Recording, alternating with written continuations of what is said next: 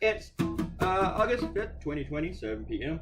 Right before I clicked the hit button, I was thinking about wanting to do something with my kid, and then I kind of got distracted. I was like, what am I doing? I felt like I was forgetting something. When I set this up, maybe I did, and I'll figure it out in 4 minutes when I'm about done. And it's August 5th, 2020, 7 p.m. exactly. This is episode 983. This is my cartoon about Trump and the whole mail-in voter fraud bullshit that he is confusing people with. Or making up, just lying. I saw a Michael Ramirez cartoon, and Michael is a friend of mine. We used to be really good friends, but we don't really talk that much anymore. We had a bit of a falling out, then we made up, and we just never really recovered from it. We're just not the buddies that we used to be. But, and half of that's my fault, or all of it's my fault, I don't know. But maybe because I say things like this. He did a cartoon about voter fraud, mail-in voter fraud. And I'm like, if you may base your, and Michael's a smart guy, he likes to base his opinion, or believe that his opinion is really important, and for years I believe that too, and it is, or was, but when you base your opinion on bullshit, doesn't that mean your opinion is bullshit? I mean, it's not worth it. Why don't you just do a cartoon about Yetis and Loch Ness monsters and Sasquatches and stuff? Sasquatches, like the fake things, the plural. But this mail-in voter fraud, not to pick on Michael, but he's the best example for it, because other Republican cartoonists do this.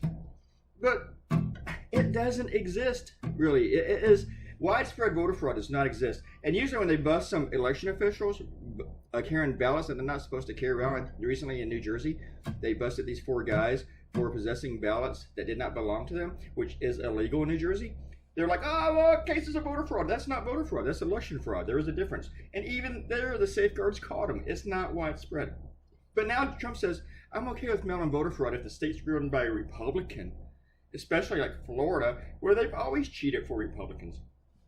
I mean, these guys are announcing their corruption. And they're getting away with it. People are like, oh, they're supporters.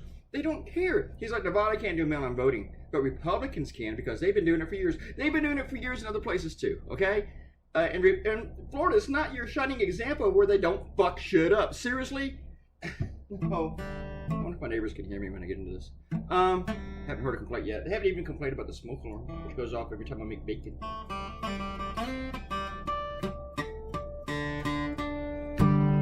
Let's do some shout outs. Robert Cotino said, these people actually look like they are being confronted by Trump's National Park Police. And that's the last one about the Republican rescue. Steve Armijo, hey Steven, haven't seen you in a while. Thanks for coming in. He writes something interesting. He says, how could I have forgotten that the Puerto Rico paper towel tossing event? Oh yeah, because he says something ridiculous every week. I hear that a lot.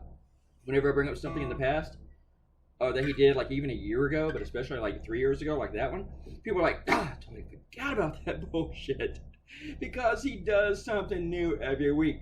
Every week I'm writing down these ideas and these issues. Even if I don't have a cartoon idea for it, I write down the issue. And like, I need to get this, I need to hit it. And you know what? I haven't even done a cartoon yet on him wanting to delay the election. Because something else keeps getting in the way. There's just so much shit with this guy. Sometimes I'll have an idea about a subject at noon, and then I have to change course by 5 because he did something else stupid. It's 7 p.m. right now. He could do something to take over my next idea. Any minute now. Any minute. He can send out a tweet with the N-word. You just never know. He's probably going to do that before the elections here. So, before November, because Donald Trump is a racist. And he doesn't care about these people dying at all. Hey, send your kids to school. They're virtually immune. He wants you to risk your kid's life for his politics.